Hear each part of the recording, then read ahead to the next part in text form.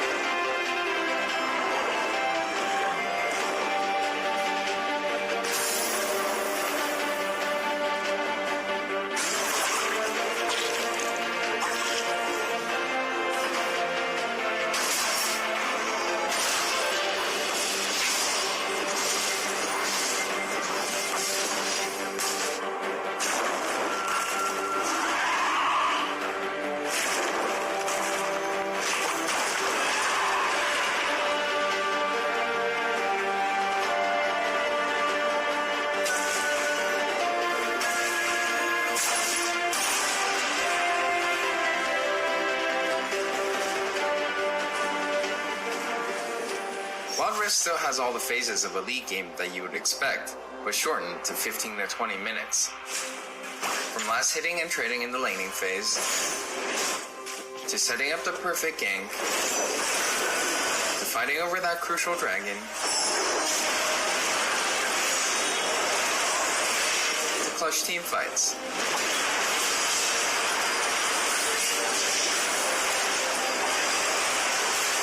For junglers, you can now choose whether you want Challenging Smite or Chilling Smite after you finish off 4 major jungle camps.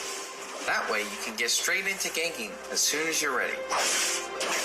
You can expect to find many in-game items you'll know from PC, which can only be bought in the fountain.